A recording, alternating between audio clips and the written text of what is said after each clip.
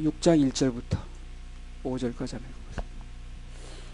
우시야 왕의 죽던 해에 내가 본즉 주께서 높이 들린 보좌에 앉으셨는데 그 옷자락은 성전에 가득하였고 서랍들은 모셔섰는데 각기 6날개가 있어 그 둘로는 그 얼굴을 가리웠고 그 둘로는 그 발을 가리웠고 그 둘로는 날며 서로 장화하여 가로되 거룩하다 거룩하다 거룩하다 만군의 여호와여 그 영광이 온 땅에 충만하도다.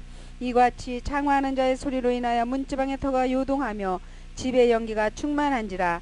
그때 내가 말하되 화로다 나여 망하게 되었도다. 나는 입술이 부정한 사람이요 입술이 부정한 백성 중에 거하면서 만군의 여호와이신 왕을 배웠음이로다.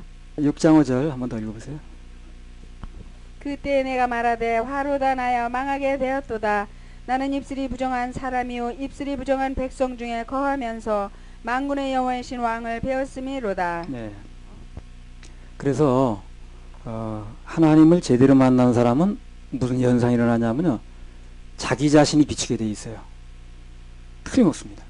하나님을 제대로 만난 사람은 말씀 앞에서 자기 자신을 봅니다. 자기 자신이 비춰요. 오늘날 하나님 앞에 섰다는 건 말씀 앞에 서는 거거든요. 그래서 그 앞에서 정직하게 꾸밈 없이 그 말씀 앞에서 날 비춰보는 겁니다. 하나님 앞에서 정확하게 그 말씀 앞에서 날 비춰본 적이 없는 사람은 헐벗고 굶주린 모습을 보질 못하는 거예요, 자기를. 그냥 딴 얘기만 해. 자기 자신이 모습이 보이는 사람은 그거 이제 해결하려고 그거 달라드는 건데, 그게 안 보이니까 자꾸 이제 뭐랄까 좀 헛짚는 얘기만 자꾸 하는 거예요. 내가 얼마나 헐벗은 상태고 시급히 해결해야 될 일이 있는 걸 모르는 거예요. 그래서 인간의 신학이라든가 전통이라든가 이론이 아닌 말씀에 비춰봐야 나도 보이고 하나님도 보입니다. 말씀에 비춰볼 때 하나님도 보이고 나도 보여요. 하나님을 제대로 보는 사람은 자기 자신에 대해서 분명해집니다. 그리고 내 인생에서 뭘 선택할 것인가, 뭘 할 것인가, 이게 아주 분명해지는 거예요. 자기 자신에 대해서 자꾸 뭔가 감추고 뭐 변명하고 그런 보호 본능을 이제 하는 사람은 아직도 하나님 앞에 선 게 아니야, 그게. 그러니까 자기가 못 비치니까, 안 비춰봤으니까 모르니까 자꾸 그러는 거예요. 감출 수 있는 게 아니거든, 그게. 오늘 이사야가 하나님 앞에 서니까 자신의 모습이 아주 적나라하게 보이는 겁니다. 적나라하게. 그래서 거기서 모든 해결의 실마리도 나오는 거고, 앞으로 내가 뭘 할 것인가 하는 비전도 거기서 나오는 거예요. 하나님 앞에 내가 보이면 내가 뭘 할 것인가, 내가 어떤 사람인가 다 보이게 돼 있어요. 정확한 비전까지 한 방에 됩니다. 그래서 주님 앞에서 자신의 근본적인 것을 볼 수 있는 사람은 최고로 복받은 거예요. 이게. 누구나 다 그렇습니다. 쓰임 받았던 사람은 다 하나님 앞에서 자기를 봤던 사람이에요. 해결의 길이 열린 거거든요. 오늘 대부분의 사람들은 주님 보면서 뭘 보냐면요, 애들 공부 잘하는 거, 돈 잘 버는 거, 이런 걸 자꾸 비춰보는 거야. 예수 믿었더니 누가 복을 받았다 하더라, 애가 무슨 좋은 학교 갔다 하더라, 뭐 이런 걸 자꾸 비춰보는 거예요. 그런 게 비춰진 사람은 그게 선망의 대상이고, 그게 복 받는 걸로 알고, 그게 뭔가 풀리는 걸로 알고, 그게 뭐 되는 걸로 아는 거예요. 그러니까 이제 정확하게 안 본 거죠. 정확하게. 이사야처럼 이렇게 봐야 되는 거예요. 주님 앞에서 자기를 정확하게 보면 사명이 주어지고 내가 보여지는 거예요. 이사야뿐만 아니라 다 그렇습니다. 가장 큰 복이 뭐냐면 주님께서 근본적인 우리 자신을 보게 하는 거예요. 그래서 죄를 보게 해가지고 그거를 해결하고 영생의 복을 받게 해주시는 겁니다. 그게 가장 큰 복을 주는 거예요. 그게 되어진 다음에, 해결된 다음에 그 다음에 다른 것도 나오겠죠. 근데 그게 또 해결 안 되는데 뭐 그냥 다른 얘기 해본들. 주님 만날 때 자신이 죄가 비춰진 사람은 다 구원받고 영생 얻었습니다. 삭개오가 자기가 비춰지니까, 여태까지 어떻게 살아왔든 주님 앞에 자신이 비춰지니까 구원받죠. 오늘 이 구원이 이 집에 이르렀다 그러잖아요. 베드로 어떻습니까? 주님 말씀 앞에서 자기가 보여지니까 나는 죄인이라고 구원받죠. 하나님 앞에서 자신의 죄를 이제 비춰줘야 되는데, 마음이 그냥 높아가지고 딴 데 헛된 데 마음이 있어가지고 세상 것만 바라보고 단순히 그것을 채워주고 뭐 어떻게 그냥 해결해주는 분으로 이렇게 인식하면은 정확하게 하나님 못 만나는 거예요. 이 길을 헤매요. 그때부터 자꾸 다른 하나님 만나는 거예요. 그러다 나중에 어떻게 합니까? 그렇게 길 찾는 사람은 대부분 뭘 하냐면 실망을 해요. 나중에 보니 그게 아니거든. 하나님께서 그대로 맞춰주는 게 아니거든. 그러니까 뭐가 그거 됐니 안 되니 그런 거 가지고 자꾸 이제 얽매이게 되면 시비에 쌍곡선을 그려가지고 날마다 마음 편할 날이 없어요. 영원히 변하지 않는 것에 희망을 두고 거기에 모든 걸 걸어야 돼요. 그래야 실망 안 합니다. 이게 하나님을 그런 하나님으로 잘못 해결해주는 하나님 잘못 만나게 되면 맨날 실망하고 시험 들다 세월 다 가요. 그분이 인도하시고 하는 뜻하고 틀리니까 그래. 그 예수 믿다 실망했다는 사람들 얘기 들어보면요, 영원 구원이 안 돼가지고 실망하는 게 아니더라고. 그것 때문에 실망하는 사람 다 구원 받죠. 그것 때문에 실망하는 게 아니라 뭐가 무슨 취직이 안 됐다는 둥, 무슨 뭐 어디 뭘 어떻게 무슨 계약했는데 무슨 돈을 뜯겼다는 둥, 세상 거 안 됐다는 거 이제 시험 드는 거거든. 다 세상 거 구하다 안 되니까 그런 거예요. 예수 만나는 목적으로 예수 만나는 목적을 영생 얻는 것으로 삼으면 세상 것도 결국 문제가 안 됩니다. 다 해결돼요. 그래서 하나님 만나고 추구할 때 내 죄를 용서하시고 해결해 주시고 천국 보내주시는 분으로 만나야 됩니다. 그럼 최고로 잘 만나는 거예요. 헛된 거 구하면 안 됩니다. 너희는 먼저 그의 나라와 그 의를 구하라. 그리하면 이 모든 것을 너에게 더하시리라. 약속입니다. 더해 주셔요 나중에. 이사야 6장 6절 7절.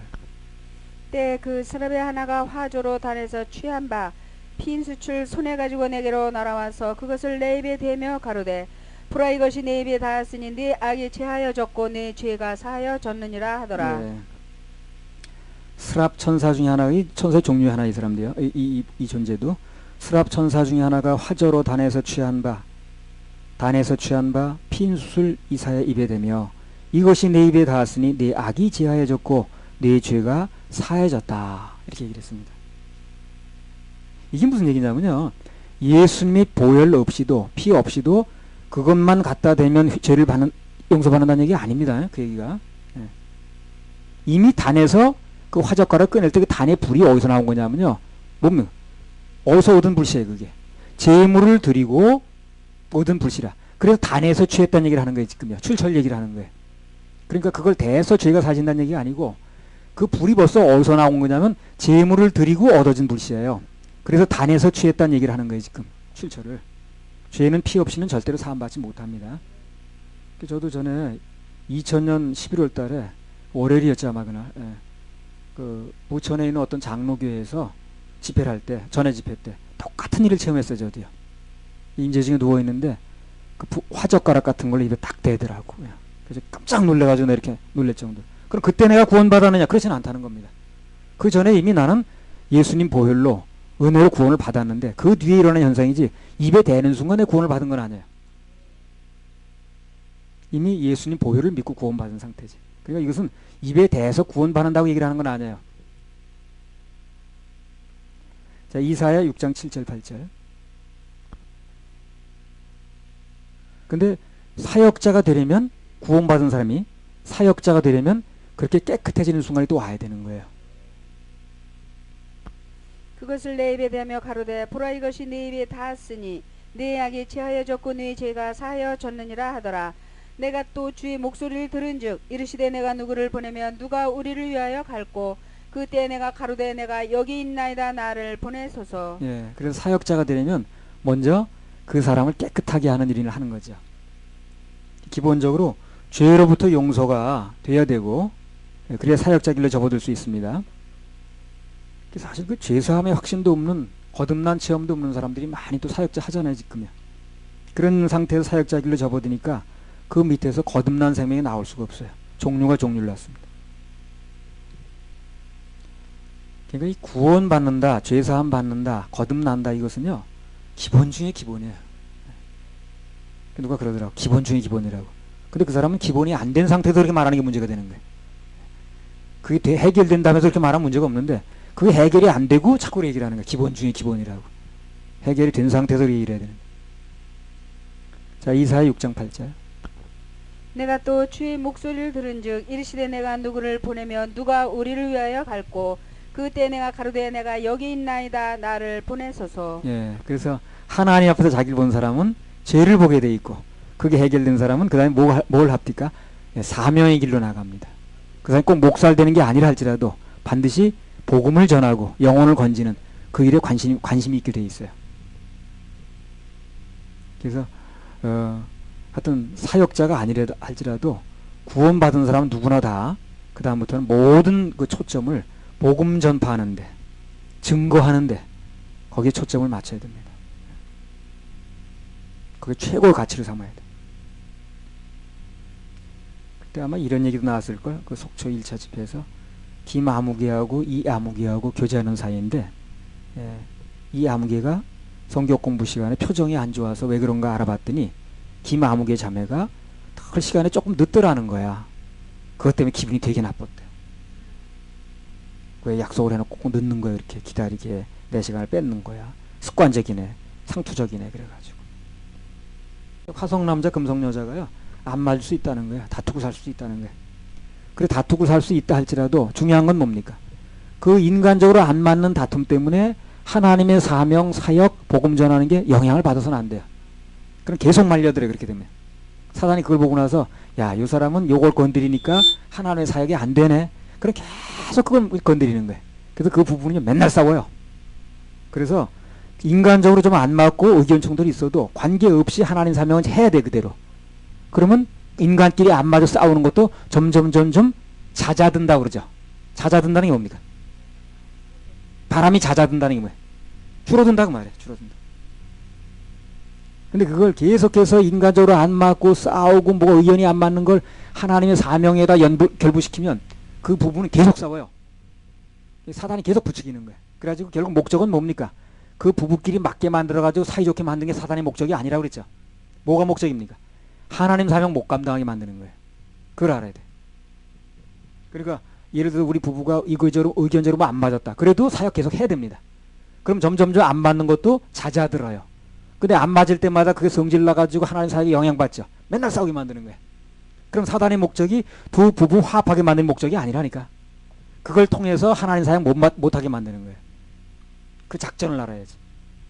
그래서 계속해서 그냥 그러거나 말거나 의견 충돌이 있거나 말거나 하나님 사역을 계속 하게 되면 그러면 사단이 볼 때 어떻습니까? 재미가 없어. 그럼 손 띄는 거야. 딴 데 알아봐. 예배 실패하게 하는 거거든. 이게. 그러니까 뭐가 안 맞고 기분이 나쁘고 해도 하나님 사역은 계속 해야 됩니다. 예배 계속 성공해야 됩니다. 아유 기분도 나쁜데 무슨 예배야. 그냥 기분 나빠 죽겠는데 사역은 무슨 사역이야. 이렇게 되면 맨날 싸울 일만 생기는 거예요. 나도 그걸요 처음부터 알았어야 되는 건데 조금 지난 다음에 알았어요. 가만히 보니까 예배 직전만 되면 결정적인 순간만 되면 싸울 일이 생기더라고. 뭐가 시원하게 생겨가지고. 근데 그걸 알았어요. 사단이 이제 내가 요게 약하다는 걸 알고 거기다 자꾸 공격한다는 걸. 그 다음에는 좀 그런 일이 있어도 그냥 관계없이 하나님 사역은 사역대로 하니까 그러니까 그 다음부터는 그런 일이 별로 없어지더라고. 잦아들더라고. 사단은 뭐 우리 의견 조율 잘 시켜가지고 너네 부부 행복하게 살아 이게 목적이 아니라니까. 그걸 통해서 예배 중단하게 만들고 사명 중단하게 만들고 영향받게 만들고 성질 나가지고 예배도 안 가게 만들고 이게 목적인 거예요. 그거 말려들면 안 돼. 전에 그런 것 때문에 조금 영향받을 때가 있었는데 초창기에 기분 나빠도 사역은 사역대로 하니까 사단이 재미없어 하더라고. 자기 목적대로 안 노니까. 그러니까 세상에서 일어나는 환경 형편 이것 때문에 하나님 사명 영향받기 시작하면 그런 일이 계속 일어납니다. 계속 싸워요. 계속 기분 나빠. 특히 예배 직전만 되면 싸울 일이 생겨. 자, 이사야 6장 8절. 내가 또 주의 목소리를 들은즉 이르시되 내가 누구를 보내며 누가 우리를 위하여 갈고 그때 내가 가로되 내가 여기 있나이다 나를 보내소서. 예. 그래서 하나님이 일꾼이 필요한 건 맞는데 이사야한테 가라고 말씀한 적은 없어요. 그 이사야가 어떻게 합니까? 자원했죠. 그래서 자원병을 씁니다. 하나님. 이 세상에서 가장 힘든 게 자기와의 싸움이거든요. 그게요. 예, 다른 사람하고 싸우면 피하면 되는데 나하고 싸우면 나를 피할 수가 없어요. 내가 붙어 다니니까. 선교사들이 타국으로 막 나가면서 집도 팔고 가고 뭐 가족도 뭐 그냥 뭐 다 뭐 친척도 이별하고 가고 그러는데 딱 하나를 못 버리고 간대네. 자기를 못 버리고 간대요. 그래가지고 거기서 안 된대. 다 버리고 떠나면서 집안에 있는 거 다 정리하고 하면서 자기를 못 버리고 떠난다는 거예요. 거기 가봐도 자기는 따로 왔거든. 그래서 거기서 그렇게 성질나고 뭐가 안 맞고 낙심하고 뭐가 뭐 문화가 안 맞고 나는 뭐 음식이 안 맞고 이러다가 이제 실패한다는 거예요. 자원하는 사람은 어떻습니까? 자기와의 싸움이 없습니다. 그래서 하나님은 자원하는 사람을 쓰는 거예요. 이사야한테 가라고 말한 적이 없어요. 누굴 보낼고 하고 했는데 이사야가 자원했습니다. 그러니까 그 사람을 쓰는 거예요. 자원해서 가는 사람은 자기와의 싸움이 없어요. 내가 자원한 건데 뭘 그래. 내가 이사야 가는데 나와 싸움은 없습니다. 내가 자원한 건데 뭐 누가 억지로 끌다 붙인 거예요? 누가 억지로 뭘 끌고 하자 그런 게 아니거든. 내가 자원해서 한 거기 때문에 나와의 싸움은 없는 거라. 그래서 자기와의 싸움이 벌어지게 되면 그것 때문에 일을 못하니까 하나님은 당신의 일꾼을 부를 때 오늘 이사야를 부르듯이 내가 여기 있나이다 나를 보내소서 자원병을 뽑는 거예요. 자원병. 자원에서 뽑힌 사람은 자원에서 온 사람은 불만이 있을 수가 없죠. 자기와의 싸움이 없어요. 마당도 안 그래요. 그냥 자기가 자원에 쓰는 사람은 노래 부르면 쓸잖아요. 근데 그냥 자기가 그냥 불러서 쓰는 사람은 왜 이웃집 아저씨는 한 번도 안 쓰는데 나만 쓰냐는 불만이 많아. 일을 못해. 자원에서 하는 사람은 자기와의 싸움이 없어요. 그래서 하나님은 자기와의 싸움을 하는 사람은 그것 때문에 일을 못하니까 그래서 자원병을 뽑는 거예요. 이사야를 보낼 때 가락은 미인 게 아니에요.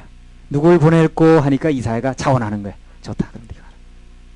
이사야는 그 뒤로 무슨 뭘 벗고 다녔든 어쨌든 간에 자기는 불만이 있을 수 없으면 자기 자원한 거니까. 그 시켜서 그래 봐요. 아이고 난 무슨 팔자 이거 8자 타령에 7자 타령에 막 나오지. 뭘 하려면 자원병을 해야 돼요. 자기 좋아서 하는 일을 해야 되는 거예요. 그래야 일이 되는 거지. 그걸 억지로 끌어다 하게 되면 시간이 몇인데 이러고 있냐는 둥 아유 오늘따라 왜 이렇게 늦냐는 둥 그 어떻게 그 사람을 데리고 일을 하겠어요. 자원병을 부르면 자기와의 싸움이 없어서 하나님은 자원병을 부르십니다. 자원하는 마음이 없는 사람을 억지로 시키면 그 사람은 자기하고 싸우느라고 세월 다 가요. 신앙생활 하든 예배 참석을 하든 헌신 봉사를 하든 전부 자원해서 해야 돼. 그래야 일이 쉬워.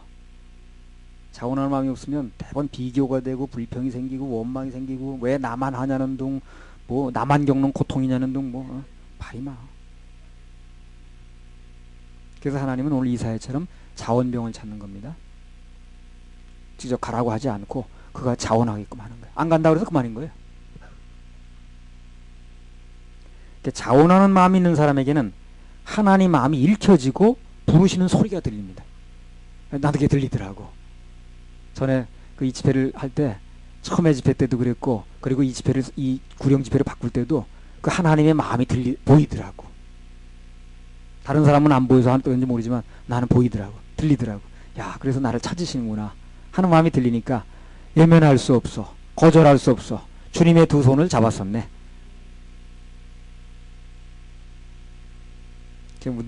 뭐 이게 어떤 결과가 날까라는 게 눈에 훤히 보이지만 그러나 이사에게 부르시는 하나님의 마음이 보이기 시작하더라. 요한복음 9장 18절에서 22절. 유대인들이 저가 소경으로 있다가 보게 된 것을 믿지 아니하고 그 부모를 불러 묻되 이는 너희 말에 소경으로 났다 하는 너희 아들이냐? 그러면 지금은 어떻게 되어 보느냐? 그 부모가 대답하여 가로되 이가 우리 아들인 것과 소경으로 난 것을 아나이다. 그러나 지금 어떻게 되어 보는지 또는 누가 그 눈을 뜨게 하였는지 우리는 알지 못하나이다. 저에게 물어보시오. 저거 장성하였으니 자기 일을 말하리이다.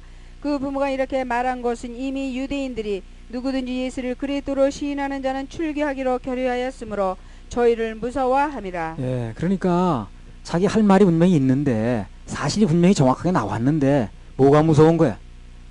예, 그 바리새인들한테 출교당할까봐 이게 무서운 거야. 그래서 말을 못하는 거야. 그거 출교당하는 게 뭔 짓을 하든 자부지간 그게 무서워서 말을 못하는 거야. 그때나 이때나. 오늘날은 뭐 교단에서 무슨 어쩌고 무슨 한국 교계에서 찍히면 어떠냐 이걸 무서워서 못하는 거 아니야? 똑같아. 그 바리새인한테 쫓겨나는 게 뭘 그렇게 대단하다고 그 출교당할까 그게 무서워서 말을 못하는 거야. 예수님이 하신 일 말도 못해. 쉬쉬해. 돌려.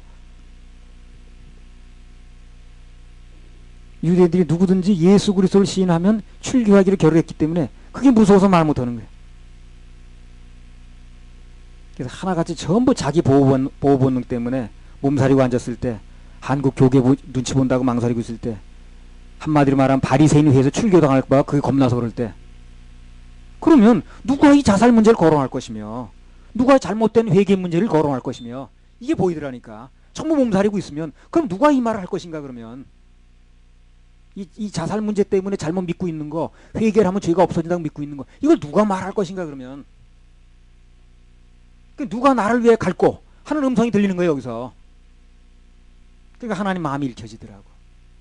그래서 외면할 수가 없었다는 겁니다. 거절할 수 없어, 외면할 수 없어. 주님의 두 손을 꼭 잡았네. 그러니까 바리새인한테 출교당하니 그게 무서워가지고, 그거 무서워서 일 못해. 근데 난 하나님 부르실 때 그렇게 못하겠더라고.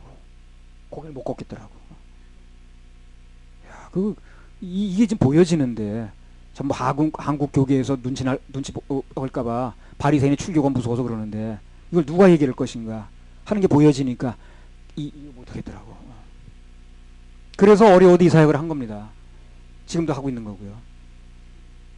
이 사역은 하나님께서 기뻐하시는 사역이기 때문에 반드시 축복하십니다. 그리고 반드시 함께 하십니다. 할렐루야. 우리 하나님께 박수 올려드려요. 그때 내가 말하되 화로다 나여 망하게 되었도다. 나는 입술이 부정한 사람이요 입술이 부정한 백성 중에 거하면서 만군의 여호와의 신 왕을 배웠음이로다. 때 그 스랍의 하나가 화저로 단에서 취한 바 핀 수출 손에 가지고 내게로 날아와서 그것을 내 입에 대며 가로되 보라, 이것이 내 입에 닿았으니 네 악이 제하여졌고 네 죄가 사하여졌느니라 하더라. 내가 또 주의 목소리를 들은즉 이르시되 내가 누구를 보내며 누가 우리를 위하여 갈고, 그때 내가 가로되 내가 여기 있나이다, 나를 보내소서. 자, 이 말씀을 통해서 우리가 알 수 있는 건 뭐냐면, 누구든지 하나님 앞에서 마음만 꺾으면 그 다음에 반드시 사명이 온다는 겁니다. 하늘로부터 사명이 와요. 사명을 못 받은 사람은 뭐가 문제예요? 마음이 안 꺾인 거예요.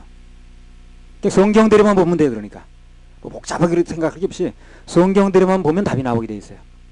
그리고 성경에 비춰보면 뭐가 아닌가, 뭐가 어때서 안 되는가, 되면 뭐 어때서 되는가 답이 나와요. 이사야가 마음을 꺾으니까 바로 사명이 오죠. 사명이 옵니다. 그래서 마음을 꺾은 사람은 꺾은 걸로 끝나는 게 아니라 바로 사명으로 연결이 됩니다. 누가 됐든 간에 겸손하게 하나님 앞에서 마음을 꺾고 하나님의 음성을 기다리면 사명이 주어집니다. 성경 여러 군데 나옵니다. 그런 얘기들이. 이사 6장 14절에서 16절. 마음만 꺾으면 어떤 형태로든지 사명이 와요. 여호와께서 그를 돌아보아 가라사대 너는 이 내 힘을 의지하고 가서 이스라엘을 미디안의 손에서 구원하라. 내가 너를 보낸 것이 아니냐.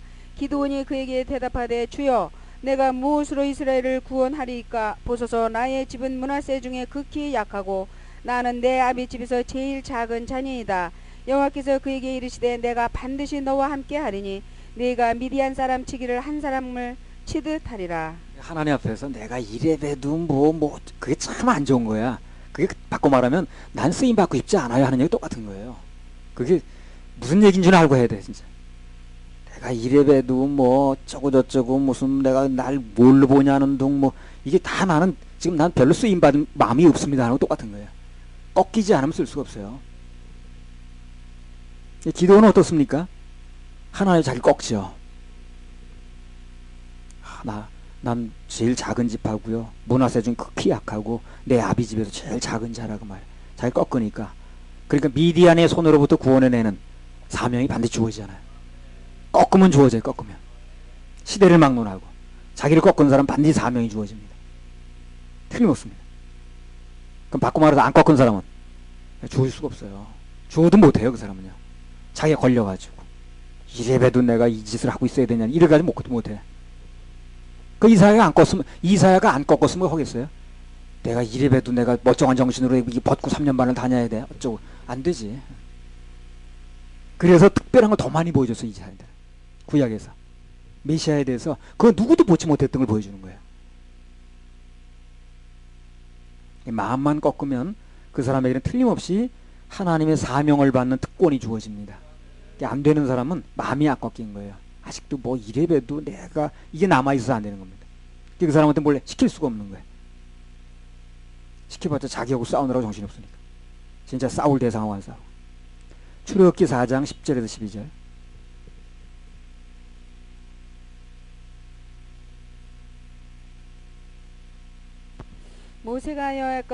모세가 여호와께 고하되 주여 나는 본래 말에 능치 못한 자라. 주께서 주의 종에게 명하신 후에도 그러하니 나는 입이 뻣뻣하고 혀가 둔한 자니이다. 여호와께서 그에게 이르시되 누가 사람의 입을 지었느뇨? 누가 벙어리나 귀머거리나 눈 밝은 자나 소경이 되게 하였느뇨? 나 여호와가 아니뇨? 이제 가라. 내가 네 입과 함께 있어서 할 말을 가르치리라. 똑같습니다. 여기도요. 젊었을 때 모세가 스스로 나서가지고 무언가 난 해보겠다고 할 때는요, 잠잠했습니다. 하나님께서 아무런 사명도 안 줬어요. 그때는요. 자기가 나서가지고 내가 이래봬도 뭐 어쩌고저쩌고 할 때는 사명이 전혀 주어지지 않았습니다. 그렇죠? 조용했죠? 난 입도 뻣뻣하고요. 이제 아무것도 할 수도 없고요. 나이도 많고요. 예. 이제 자기를 꺾으니까 꺾여졌어. 어쩔 수 없이. 꺾여지니까 하나님께 거기 사명을 주지 않습니다. 그래 꺾인 것과 사명은 아주 관련이 많아요. 밀접한 관련이 있습니다. 안 꺾이면 자기 아무리 나서가지고 나는 이래가지고 뭐 어쩌고 해도 그 사람을 쓸 수가 없어요. 그러니까 안 주는 거예요. 사명을요. 40년 전에 모세한테. 그래서 40년이 지나가지고 많이 꺾여서 이 사람이 환경적으로 나이도 많이 먹고 이제 아는 사람도 없고 기댈 때도 없고 비빌 때도 없고 그러니까 꺾이니까 하나님께서 사명을 주시는 거예요. 안 꺾인 사람이 사명을 받은 사람은 거의 없고 혹시 있어도 그 사람은 길게 쓰임을 못 받았습니다. 사울 같은 사람 안 받으니만 못해 사명을.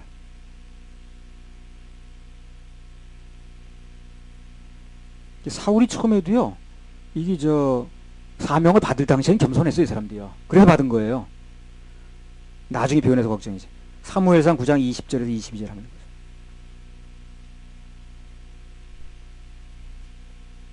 그러니까 하나님께서 뭔가 이 일을 맡겼던 사람은요 낮추는 작업을 이렇게 하시더라고. 여자한테 얻어먹게 만들고 나중에 그게 거치고 나면 그 다음에 사명을 주셨어요.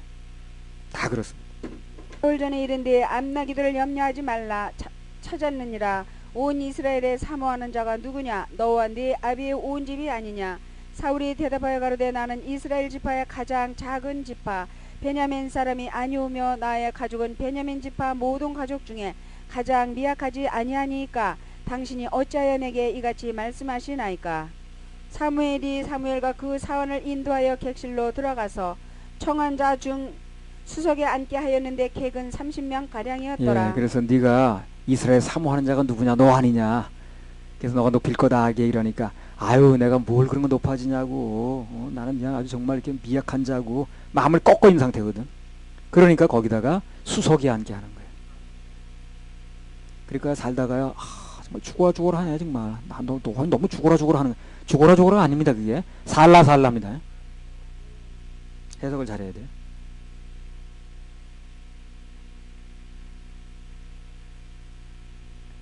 여기 사울이 하나님 앞에서 겸손하니까 하나님께서 이스라엘의 초대왕으로 선발했습니다.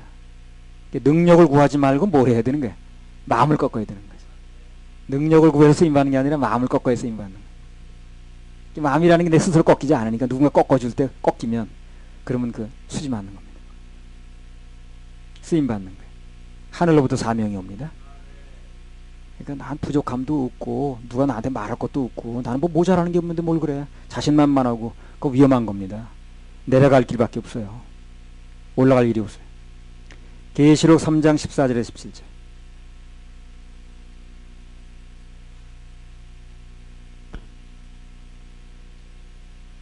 라오디게아 교회 사제에게 편지하기를 아멘이시오 충성되고 참된 증인이시오 하나님의 창조의 근본이시니가 가라사대 내가 네 행위를 아노니 네가 차지도 아니하고 더웁지도 아니하도다. 네가 차든지 더웁든지 하기를 원하노라. 네가 이같이 미지근하여 더웁지도 아니하고 차지도 아니하니 내 입에서 너를 토하여 내치리라. 네가 말하기를 나는 부자라 부유하여 부족한 것이 없다 하나 네 곤고한 것과 가련한 것과 가난한 것과 눈먼 것과 벌거벗은 것을 알지 못하도다. 네. 라오디게아 문제가 뭡니까? 부족함이 없다는 거예요. 이게 문제예요. 자기가 부족한 게 있어야 하나님 찾는 건데 자기는 부족함이 없다는 거야. 실제는 그렇지도 않은데 또 난 부자야 부자. 부족한 게 뭐 있나 내가 모자라는 게 뭐 있다고 내가 뭐 그렇게 지적을 받아야 돼. 그것 때문에 라우디아 교회는 타락하고 주님으로부터 책망을 받는 거. 쓸 수가 없는 거 써야 되는데 그 시대 교회를. 답답한 거예요. 뭔가 좀 부족함을 느낄 때가 영적으로 제일 좋은 상태입니다. 그때가 바로 하나님께서 뭔가 그를 통해 일하실 때. 물질적으로도 마찬가지입니다. 뭔가 부족할 때가 하나님 역사할 때예요.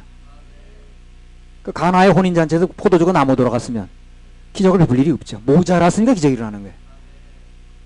부족하니까 기적이 일어났습니다. 뭔가 부족하면 하나님께서 강하게 일하실 때니까 기대하시기 바랍니다. 단 마음을 겸손히 하고 꺾고 기다리는 게 중요해요. 마음을 꺾고 기다리는 게 그게 그릇이거든. 마음이 꺾인 게 그 꺾인 것만큼 그릇이 되는 거예요. 그게. 꺾인 걸로 끝나는 게 아니라 꺾인 것만큼 그릇이 됩니다. 그릇이 됐으니까 담겠죠. 할렐루야. 우리 하나님께 박수 올려드려요.